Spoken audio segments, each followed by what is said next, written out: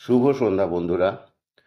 আজ আবার আপনাদের সামনে উপস্থিত হলাম একটা পৌরাণিক কাহিনী উপস্থাপন করতে। আপনারা মহাভারতের কাহিনী শুনেছেন, টিভি পর্দায় দেখেছেন, কিন্তু মহাভারতের অনেক গোপনীয় কথা যা আপনারা জানেন না, আমি পর্বের আকারে সেই সমস্ত তথ্যগুলো আপনাদের সামনে উপস্থাপন করব। আপনারা সবাই জানেন মহাভারতে দুটো পক্ষ ছিল, কৌরব পক্ষ আর পাণ্ডব পক্ষ। কৌরব পক্ষের প্রধান ছিলেন দুর্যোধন। সেই দুর্যোধনের পত্নী কে ছিলেন সে সম্পর্কে জানেন কি? দুর্যোধনের পত্নীর নাম ছিল ভানুমতি। ভানুমতির সাথে দুর্যোধনের কিভাবে বিবাহ হয়েছিল আজকে আমার এই পর্বে সেটাই আলোচ্য। পূর্বদেশের প্রসিদ্ধ রাজ্য কাশীরাজের কন্যা ছিলেন ভানুমতি। তাঁর পিতা ছিলেন রাজা ভোজরাজ, এক পরাক্রান্ত ও জ্ঞানী রাজা। তার রাজ্যে শান্তি বিরাজমান, প্রজারা সুখে সমৃদ্ধিতে জীবনযাপন করতেন। ভানুমতি ছিলেন অপরূপা, তার গায়ের রং স্বর্ণের মতো দীপ্তিময়, চোখ ছিল গভীর ও বুদ্ধিমত্তায় ভরা। তবে কেবল রূপেই নয়, তিনি ছিলেন শিক্ষিত, শাস্ত্রজ্ঞ ও ধনুর্বিদ্যায় পারদর্শী।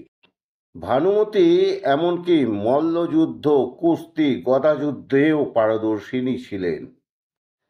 এ মতো গুণবতী, রূপবতী, শিক্ষিতা রাজকন্যা যখন বিবাহযোগ্যা হলেন, তখন কাশীরাজের রাজপ্রাসাদে চিন্তার ছায়া। ভানুমতির বয়স যখন বিবাহযোগ্য হলো, তখন রাজা ভোজ ঘোষণা করলেন তিনি কন্যার স্বয়ম্বর আয়োজন করবেন। অনেক রাজপুত্র এবং ক্ষত্রিয় সেনাপতি সেখানে আমন্ত্রিত হবেন এবং ভানুমতি নিজেই পছন্দ করবেন তার জীবনসঙ্গী।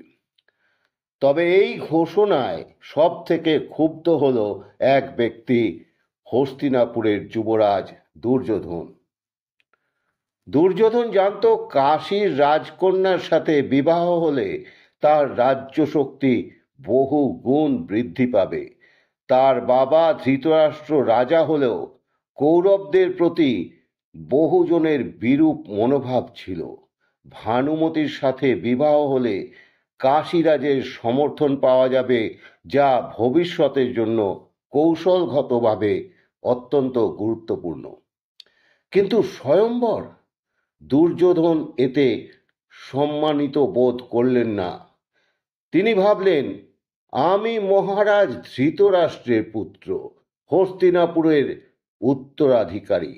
আমার প্রাপ্য সম্মান কেন অন্যদের সাথে প্রতিযোগিতার ভিত্তিতে নির্ধারিত হবে?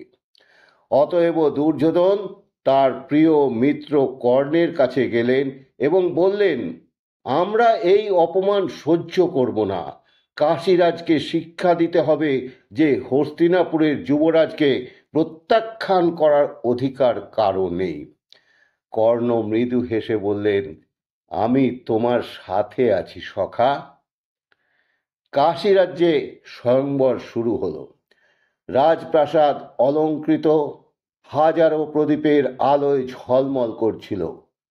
উপস্থিত ছিলেন বিদর্ভের রাজকুমার রুক্ষ, মগধের রাজা জরাসন্ধ, চেদির শাসক শিশুপাল, এমনকি পাঞ্চাল ও মন্ত্র রাজ্যের অনেক রাজপুত্র।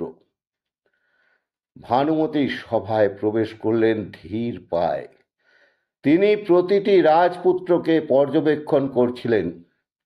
তবে হঠাৎই এক বজ্রনিনাদের মতো শব্দ হলো, এই স্বয়ংবরের প্রয়োজন নেই। দুর্যোধন প্রবেশ করল রাজসভায়। তার সাথে ছিলেন কর্ণ ও কৌরব সেনারা। দুর্যোধন কারো অনুমতি ছাড়াই সিংহাসনের সামনে গিয়ে দাঁড়ালো। এবং গর্জন করে বলল, ভানুমতি হস্তিনাপুরের রাজপুত্রের জন্য নির্ধারিত, স্বয়ংবরের ছলনায় এর সিদ্ধান্ত হবে না। ভানুমতি তার চোখে আগুনের শিখা অনুভব করলেন। তার স্বয়ংবর কেড়ে নেওয়ার অধিকার দুর্যোধনের নেই, কিন্তু দুর্যোধন অপেক্ষা করেনি। সে তলোয়ার উঁচিয়ে কাশীরাজের সামনে গিয়ে বলল, কাশীরাজ, তুমি যদি আমার সম্মান না দাও তবে আমি শক্তি প্রয়োগ করব। কর্ণ তখনই রথ নিয়ে এলেন। দুর্যোধন ভানুমতির হাত ধরে টান দিল এবং বলল, তুমি আমার হবেই। ভানুমতি চিৎকার করার আগেই দুর্যোধন তাকে রথে তুলে নিল। রাজসভার মধ্যে উত্তেজনা ছড়িয়ে পড়ল। কয়েকজন রাজপুত্র এগিয়ে এলো বাধা দিতে, কিন্তু কর্ণ একাই তাদের পরাস্ত করলেন।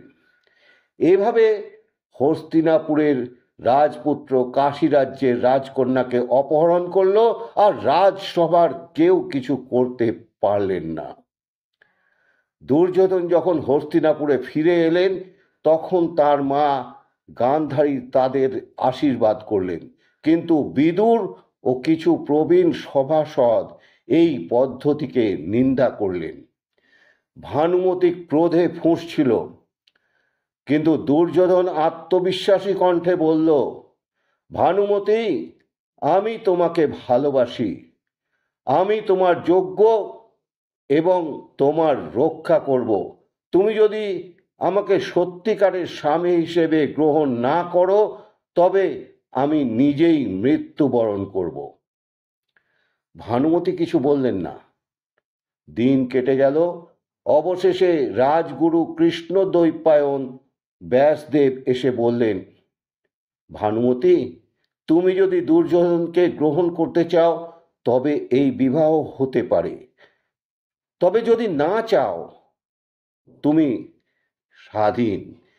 ভানুমতি দীর্ঘক্ষণ ভাবলেন, তারপর বললেন, আমি হস্তিনাপুরের রানী হতে রাজি। এভাবেই দুর্যোধন ও ভানুমতির বিবাহ সম্পন্ন হলো। আমি আজকের পর্বে আপনাদের সামনে ভানুমতি কে ছিলেন এবং তার পিতৃকুল পরিচয় দিলাম, এবং দুর্যোধনের সাথে তার বিবাহ কিভাবে ঘটল সে সম্পর্কে অবগত করালাম। আগামী পর্বগুলোতে আমি তাদের দাম্পত্য জীবন কেমন ছিল, কুরুক্ষেত্র যুদ্ধ এবং দুর্যোধনের পতন কিভাবে হলো, কুরুক্ষেত্র যুদ্ধের পর ভানুমতির ভবিষ্যৎ কি, এই প্রসঙ্গগুলো প্রতিটি পর্বে আপনাদের সামনে উপস্থাপন করব। আমার আজকের এই পর্ব যদি আপনাদের ভালো লেগে থাকে তাহলে অবশ্যই একটা লাইক দেবেন, আপনার সকল বন্ধু বান্ধব আত্মীয় স্বজনদের কাছে শেয়ার করে দেবেন, আর পরিশেষে প্রতিদিনের মতো অনুরোধ করলাম, আমার রবির কবিতাঙ্গন চ্যানেলটিকে সাবস্ক্রাইব করে আমার পাশে থেকে যাবেন এবং আগামী পর্বগুলো আপনারা উপভোগ করার জন্য প্রস্তুত থাকবেন। ধন্যবাদ।